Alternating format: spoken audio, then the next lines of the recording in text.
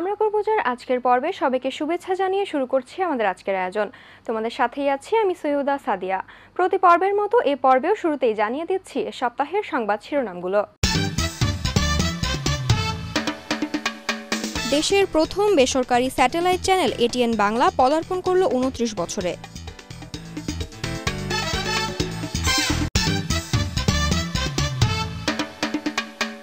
Mobile আসক্তি বাড়ছে শিশু কিশোরদের মধ্যে, শারীরিক মানসিক স্বাস্থ্য ঝুঁকিতে ভবিষ্যৎ প্রজন্ম।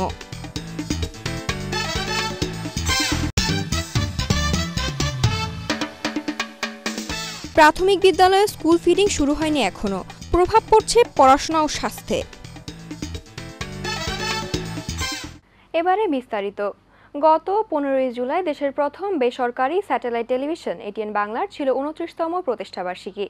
দীর্ঘ প্রায় ৩ দশকের পথ চলায় এই চ্যানেল শুধু বিনোদনই নয়, নতুন চিন্তা, জনসচেতনতা এবং শিশুদের অংশগ্রহণমূলক সাংবাদিকতায়ও রেখে চলেছে এক উজ্জ্বল দৃষ্টান্ত। তেমনই একটি ব্যতিক্রমী আয়োজন আমরা করব জয়, যেখানে শিশুরাই তুলে ধরছে সমাজের কথা, বলছে নিজের চোখে দেখা বাস্তবতার গল্প। বিস্তারিত এবারের প্রতিবেদনে।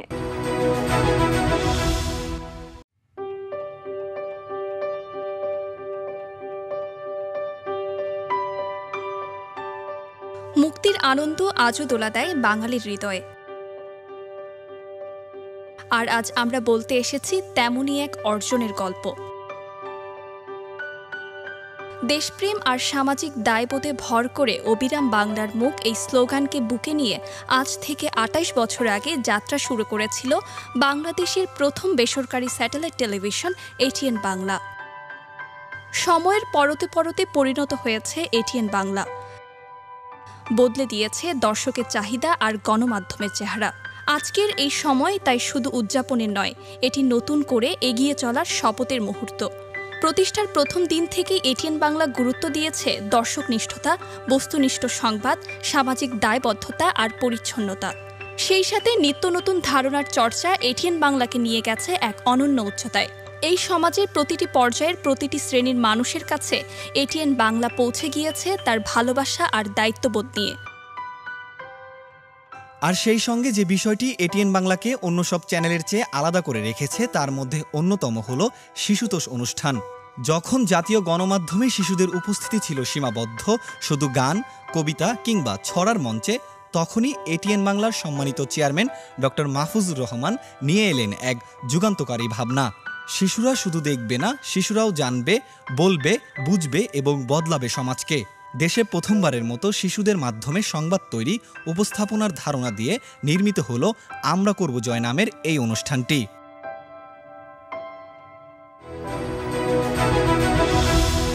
আমরা করব জয় এমন একটি অনুষ্ঠান, শিশুদের অধিকার, বিনোদন, ভালো লাগা, ভালোবাসা, মোট কথা চাইল্ড রাইটস নিয়ে যে একটা প্রোগ্রাম, সেই প্রোগ্রামটা দীর্ঘদিন ধরে চলছে। ২০০৩ সাল থেকে এটা অব্যাহতভাবে এগিয়ে যাচ্ছে এবং এই প্রোগ্রামটা সারা বিশ্বে সমাদৃত এবং আন্তর্জাতিক ক্ষেত্রে আমরা এমি অ্যাওয়ার্ডের মতো পুরস্কার পেয়েছি।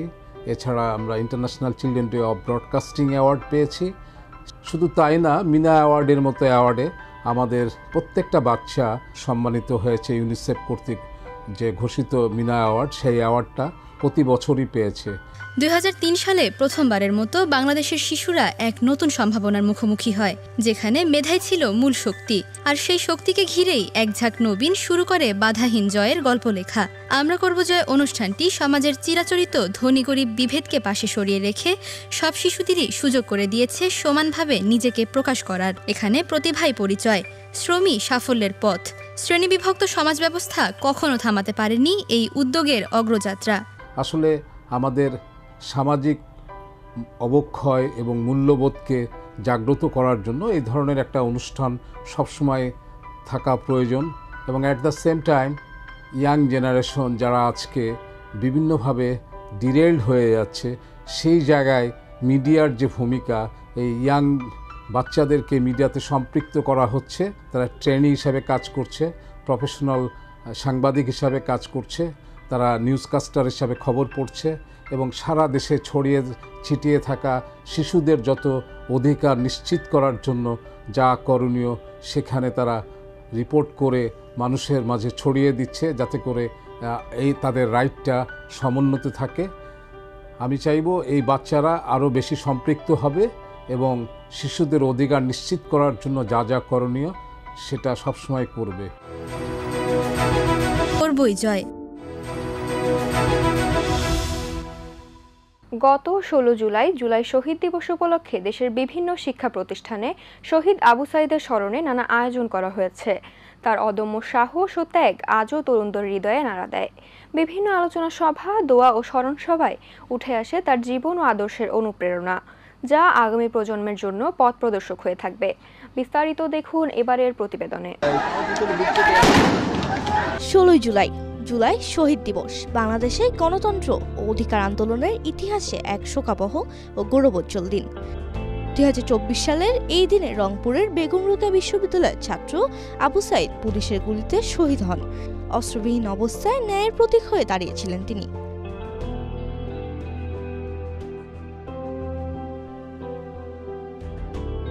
সারা দেশে নানা আয়োজনে দিবসটি পালিত হয়েছে। অর্ধনমিত করা হয়েছে জাতীয় পতাকা। বিভিন্ন শিক্ষা প্রতিষ্ঠানে আলোচনা সভা, দোয়া মাহফিল ও শোক র্যালির আয়োজন করা হয়। তার আত্মত্যাগ শুধু একটি প্রাণের অবসান নয়, বরং নতুন এক জাগরণের নাম, প্রতিবাদের প্রতীক। আবু সাঈদের আত্মত্যাগ আজও আমাদের শিখিয়ে দেয় ন্যায়ের পক্ষে দাঁড়ানোই প্রকৃত শিক্ষা। কিন্তু আমি যেটুকু খবর জানি, আমার সাথে তো প্রসিকিউশন টিমের কথা হয়, আমি নিশ্চিত, আমার দৃঢ় বিশ্বাস আমাদের সরকারের শাসন আমলে আপনারা আবু সাঈদ হত্যাকাণ্ডের বিচার দেখে যাবেন। সাবিহান জুমপৌশি, আমরা করব জয়, এটিএন বাংলা, ঢাকা। ছোট ছোট শিশুরাও এখন আসক্ত মোবাইল গেমে। পড়াশোনা, খেলাধুলা কিংবা পরিবারের সঙ্গে সময় কাটানোর চেয়ে তারা বেছে নিচ্ছে স্ক্রিনের জগৎ। বিশেষজ্ঞরা বলছেন এর ফলে শিশুদের শারীরিক ও মানসিক স্বাস্থ্যে পড়ছে মারাত্মক প্রভাব। রিপোর্ট করছে নওরিন নাজিফা রোদেলা। বাড়ির কোণে বসে থাকা শিশুটি মুখ গুজে আছে মোবাইলের পর্দায়। বাইরের মাঠে খেলার চেয়ে এখন তার কাছে বেশি আকর্ষণীয় অনলাইন গেম। এ যেন শৈশবের নতুন বাস্তবতা। বাধা দেই না সেরকম না, বাধা দেই, কিন্তু হচ্ছে যে এখন বাচ্চারা কি করবে, এখন তো ওরকম মাঠ নাই বা আমরা ওরকমটা নিরাপদ ভাবি না যে বাইরে গিয়ে যখন তখন খেলাধুলা করবে। তাদের জন্য তো ভালো হতে পারে না, যেহেতু পড়াশোনায় ওদের মূল লক্ষ্য হওয়া উচিত। সেক্ষেত্রে যেহেতু ওদের বাইরে কোথাও অ্যামিউজমেন্টে কোনো অ্যারেঞ্জমেন্ট নাই আমাদের দেশে তেমন, এটা নিয়েই ওরা সময় কাটাতে বেশি ব্যস্ত থাকে। আজকের দিনে শুধু শহর নয়, গ্রামাঞ্চলের শিশুরাও পড়েছে একই অভ্যাসে। ঘন্টার পর ঘন্টা গেম খেলায় ডুবে থাকার কারণে শিশুদের মধ্যে দেখা দিচ্ছে শারীরিক দুর্বলতা, চোখের সমস্যা ও ঘুমের ব্যাঘাত। কারণ আমি গেম খেলি, কারণ আমাদের আশেপাশে কোনো খেলার জায়গা নেই। সো আমি যেটা বাইরে করতে পারতেছি না অথবা রিয়েলিস্টিক ভাবে করতে পারতেছি না, সেটা আমি গেমে করতে পারতেছি। তুমি বাইরে খেলাধুলা করতে চাও না? বাইরে খেলাধুলা না করে মোবাইল ফোনে গেম কেন খেলো? মোবাইল ফোনে আমি যেটা করতে পারি এটা আসলে করতে পারি না। তোমার গেম খেলতে ভালো লাগে? হ্যাঁ। গেম খেলা হয়? হ্যাঁ। এতে কি পড়ালেখার কোনো ক্ষতি হয় মনে হয় কি? গেম খেলতে খেলতে একটা সময় দেখা যায় যে কোচিংয়ের সময় হয়ে যায়, কিন্তু গেম ছেড়ে উঠতে ইচ্ছা করে না, তো ওই হিসাবে হচ্ছে মাঝে মাঝে ক্ষতি করে। মনোবিজ্ঞানীরা বলছেন দীর্ঘ সময় পর্দার দিকে তাকিয়ে থাকলে শিশুর মানসিক বিকাশে বাধা তৈরি হতে পারে। পাশাপাশি পরিবার থেকে বিচ্ছিন্নতা ও আচরণগত পরিবর্তনও দেখা যায়। আমাদের যে ডায়াগনস্টিক ম্যানুয়াল ICD-11 গেমিংটাকে একটা ডিসঅর্ডার হিসেবে চিহ্নিত করা হয়েছে। এটা থেকে বের হয়ে আসাটা আসলে অসম্ভব বলবো না, কিন্তু একটু কঠিন। এটা কঠিন তখনই যখন শিশুর পাশাপাশি আমাদের ফ্যামিলি মেম্বার, আমাদের সোশ্যাল সুযোগ সুবিধা যেগুলো, যে আমাদের এখন মাঠ নেই, বাচ্চারা বাইরে যেতে পারছে না, খেলতে পারছে না, সবার বাসায় ছাদে যাওয়ার জন্য পারমিশন থাকে না। তাহলে এক্ষেত্রে যেটা হবে যে আমাদের ব্যক্তিগত থেকে পারিবারিক, সামাজিক, সব রাষ্ট্রীয়ভাবে সব ক্ষেত্রেই হচ্ছে আমাদের সবাইকে এগিয়ে আসতে হবে। বিনোদনের জন্য প্রতিদিন একটা নির্দিষ্ট সময় থাকবে, যেই সময়টাতে সে তার ফ্যামিলি মেম্বারদের সাথে হোক কিংবা তার ফ্রেন্ডসদের সাথে হোক একটা কোয়ালিটি টাইম সে কাটাতে পারবে। পরিবারে খোলামেলা আলোচনা, শিশুর সঙ্গে সময় কাটানো, নিয়মিত খেলাধুলা ও পড়াশোনায় উৎসাহ দেওয়ার মাধ্যমেই সম্ভব এই আসক্তি কমানো, বলছেন বিশেষজ্ঞরা। বর্তমানে শিশুদের মধ্যে কম্পিউটার ও মোবাইল গেমসের প্রতি আসক্তি বাড়ছে। তারা পড়াশোনা ও খেলাধুলায় আগ্রহ হারিয়ে ফেলছে।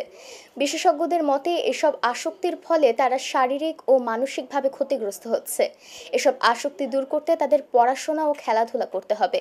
নওরিন নাজিফা রোদেলা, আমরা করব জয়, ATN বাংলা, ঢাকা। বর্ষা এলেই শুরু হয় হঠাৎ বৃষ্টি, আবার কখনো গরম। এই আবহাওয়ার পরিবর্তনে সবচেয়ে বেশি বিপদে পড়ছে শিশু কিশোররা। ভাইরাস, জ্বর, ঠান্ডা, সর্দি, কাশি এমনকি ডেঙ্গুতেও আক্রান্ত হচ্ছে তারা। বিশেষজ্ঞরা বলছেন এই সময়টায় শিশুদের নিয়ে বাড়তি সতর্কতা জরুরি। বিস্তারিত দেখুন সাবিহা আঞ্জুম পৌশির রিপোর্টে। বাংলাদেশে প্রতি বছর বর্ষা এলে প্রকৃতির খেয়ালে কখনো হঠাৎ বৃষ্টি, কখনো প্রচণ্ড গরম। এই আবহাওয়াগত পরিবর্তনের প্রভাব পড়ছে শরীরেও। বিশেষ করে শিশু কিশোররা আক্রান্ত হচ্ছে ভাইরাস, জ্বর, সর্দি, কাশি, ঠান্ডা ও ডেঙ্গুতে। এক সপ্তাহ হয়েছে এই সময় আমরা এই জায়গায় এসে ভর্তি হয়েছি। ডাক্তার বলছে যে ওর বুকে ইনফেকশন হয়েছিল, তো এই জন্য আরো জ্বর উঠছিল, 104 খিঁচুনি হয়েছিল। হাসপাতালগুলোতে জ্বর, সর্দি, কাশি ও নানা উপসর্গ নিয়ে শিশু রোগীর সংখ্যা বাড়ছে। জ্বর 4 দিন, এখন আর অনেকগুলো টেস্ট দিছে, এগুলো রিপোর্ট আসলে শিওর বলা যাবে কি হয়েছে। ডেঙ্গু হয়েছিল আজকে 10 দিন। প্রচণ্ড জ্বর, মাথা ব্যথা, বমি, হাত পা ব্যথা, এত খারাপ মানে আমি জীবনেও কল্পনা করতে পারবো না। এগুলো যার না হচ্ছে সে কোনোদিনও কল্পনা করতে পারবে না যে ডেঙ্গু কি। বিশেষজ্ঞদের মতে ভাইরাস জ্বর মূলত একটি ছোঁয়াচে রোগ, যা একজন থেকে অন্যজনে সহজেই ছড়িয়ে যাচ্ছে। ভাইরাস জ্বরকে হালকাভাবে না নিয়ে দ্রুত চিকিৎসকের পরামর্শ নেওয়া জরুরি। সিজনে কিন্তু আমরা দেখতে পাচ্ছি প্রচুর জ্বর আক্রান্ত বাচ্চা ভরা। তাই এগুলো মূলত ম্যাক্সিমাম ভাইরাস, তার ভিতরে একটা হলো ডেঙ্গু ভাইরাস। ডেঙ্গি একটা ভাইরাস, এছাড়া আরও অনেক কোটি কোটি ভাইরাস আছে।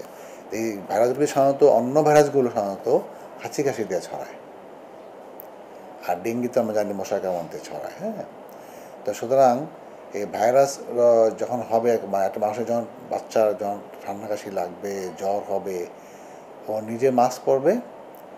আমাদের উচিত আমরা যখন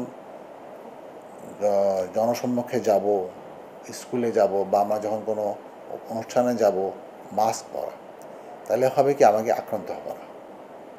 আর একই ভাইরাস কিন্তু যখন বাচ্চাদের শরীরে জ্বর করতে পারে, বড়দের নাও করতে পারে, তখন বাচ্চার বেশি আক্রান্ত হয়। আর যদি জ্বর হয়েই যায় তাহলেও আমাকে অবশ্যই চিকিৎসকের শরণাপন্ন হতে, জ্বরটা কী কারণ হয়েছে, চিকিৎসক দেখে সিদ্ধান্ত নেবে এটা কী ধরনের জ্বর। আবহাওয়ার এই বৈরী আচরণে সবচেয়ে বেশি সংবেদনশীল হচ্ছে শিশুদের শরীর, ফলে বাড়ছে আক্রান্তের সংখ্যা। পরিষ্কার পরিচ্ছন্নতা বজায় রাখা এবং স্বাস্থ্যবিধি মানলেই প্রতিরোধ করা সম্ভব ভাইরাস সংক্রমণ। সাবিহা আঞ্জুম পৌশি, আমরা করব জয়, ATN Bangla, Dhaka.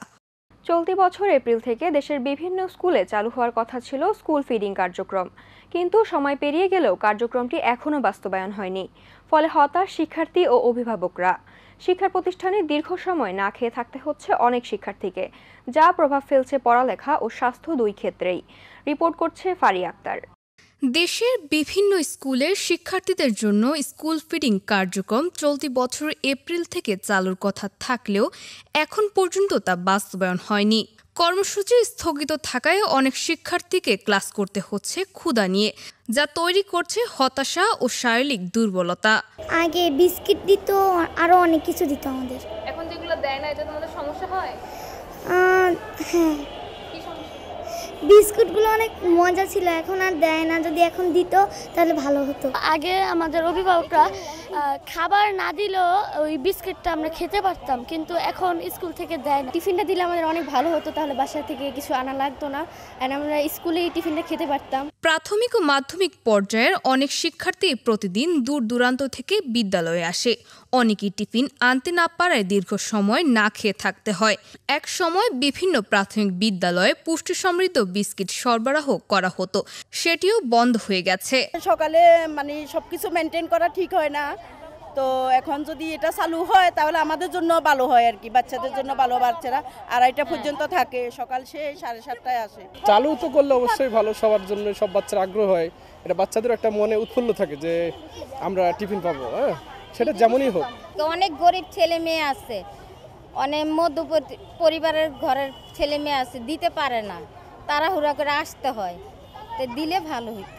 School feeding কার্যক্রম চালু হলে শিক্ষার্থীদের উপস্থিতি যেমন বাড়বে, তেমনি অভিভাবকরাও সন্তানদের নিয়মিত বিদ্যালয়ে পাঠাতে আগ্রহী হবেন। এটা হলো কোয়ান্টিটির জায়গা, অর্থাৎ যে তারা বেশি পরিমাণে শিক্ষার্থীরা আসবে এবং গার্ডিয়ানরাও পাঠাইতে সেখানে স্বাচ্ছন্দ্য বোধ করবে যে আমার বাচ্চারা প্রপার ফুড পাচ্ছে। এবং যে ঝরে পড়ার যে হার আমরা বলি যে ড্রপ আউট, এই ড্রপ আউটের হারটাও কিন্তু কমে যাবে। এবং কোয়ালিটির জায়গা থেকে যে পড়াশোনাটা করানো হয়, যে কাজটা তাদের করার কথা, শেখার কথা, সেটাও মনোযোগের সাথে তারা শিখতে পারবে এবং এই ফুড সিস্টেমটা তাদেরকে সেটা শিখতে সহায়তা করবে। সরকারি ঘোষণায় বলা হলেও প্রকল্প অনুমোদন ও বরাদ্দ সংক্রান্ত জটিলতায় এখন চালু হয়নি কার্যক্রমটি। এই দীর্ঘ সূত্রতার শিকার হচ্ছে দেশের লাখো শিক্ষার্থী।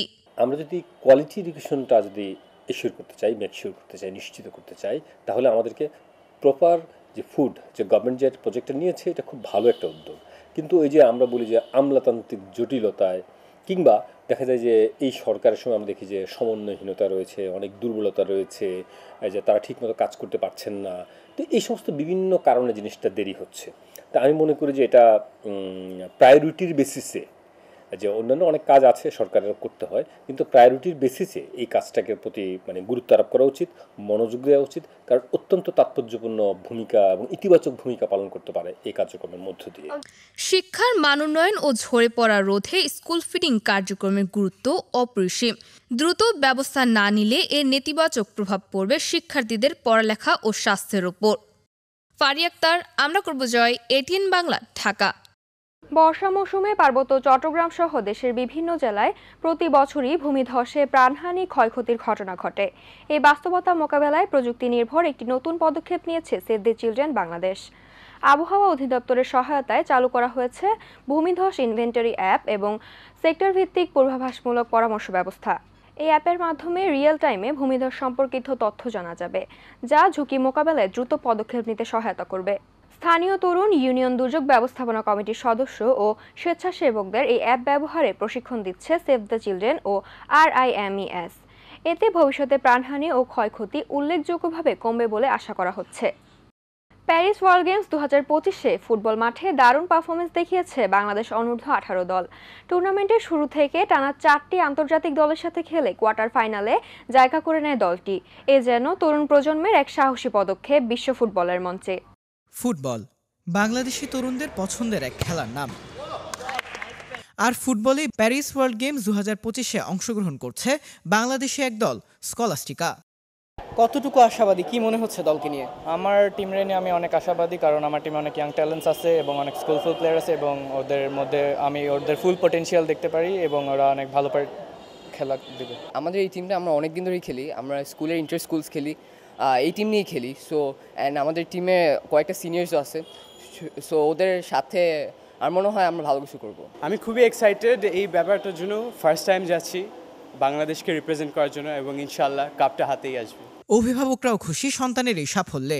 স্কুল প্রতিষ্ঠানের সুন্দর একটা চর্চা এবং গাইডলাইনের মধ্যে দিয়ে আজকের এই পজিশন এবং তারা ফ্রান্সে যেতে পারছে। আমি ওদের পুরো টিমটা নিয়ে অনেক খুশি। ওরা তো আসলে অনেক প্র্যাকটিস করতো। স্কুল শিক্ষকেরা জানান এই দল বরাবরই ভালো করে আসছে, তাই আশা করা যায় এবারও আশানুরূপ কিছুই হবে। স্কলাস্টিকা বাংলাদেশকে রিপ্রেজেন্ট করছে এবং আমরা ভীষণভাবে আশাবাদী যে একটা সাফল্য অর্জন করে আসতে পারবো। স্কুলের অধ্যক্ষ মহোদয় জানান পড়াশোনার পাশাপাশি শারীরিক বিকাশে এ সকল খেলাধুলারও প্রয়োজনীয়তা রয়েছে। বাচ্চারা শুধু লেখাপড়া না, তার সাথে তাদের মানসিক বিকাশের জন্য তা খেলাধুলা এবং এক্সট্রা কারিকুলার অ্যাক্টিভিটিসের কোনো বিকল্প নেই। কারণ আমরা আমরা স্কলাস্টিকায় এটাকে অত্যন্ত জরুরি মনে করি এবং অত্যন্ত প্রাধান্য দিয়ে থাকি। গত 7 জুলাই ভোরে ফ্রান্সের উদ্দেশ্যে রওনা হয় দলটি। প্যারিস ওয়ার্ল্ড গেমস এই টিমকে টুর্নামেন্টে অংশগ্রহণের জন্য নির্বাচিত করে। গত 8 জুলাই থেকে খেলা শুরু হয় এই দলের। টুর্নামেন্টে অংশগ্রহণকারী দেশের মধ্যে রয়েছে France, Spain, England, Algeria, Bangladesh এবং আরও অন্যান্য দেশের মোট 12টি দল। তবে সবাই আশাবাদী ভালো ফলাফল নিয়েই ফিরতে পারবে স্কলাস্টিকা। প্যারিস ওয়ার্ল্ড গেমস 2025-এ ফুটবল মাঠে দারুণ পারফরমেন্স দেখিয়েছে স্কলাস্টিকা প্রতিনিধিত্বকারী বাংলাদেশ অনূর্ধ্ব 18 দল। টুর্নামেন্টের শুরু থেকে টানা 4টি আন্তর্জাতিক দলের সাথে খেলে কোয়ার্টার ফাইনালে জায়গা করে নেয় দলটি। কোয়ার্টার ফাইনালে তাদের মুখোমুখি হয় শক্তিশালী ফ্রান্স অনূর্ধ্ব 18 দল। স্কলাস্টিকার অনূর্ধ্ব 18 দল খেলোয়াড়রা মাঠে প্রাণ ঢেলে খেলেছে, আর তাতেই ফুটে উঠেছে তাদের দৃঢ় মনোবল ও উন্নত প্রশিক্ষণের প্রতিফলন।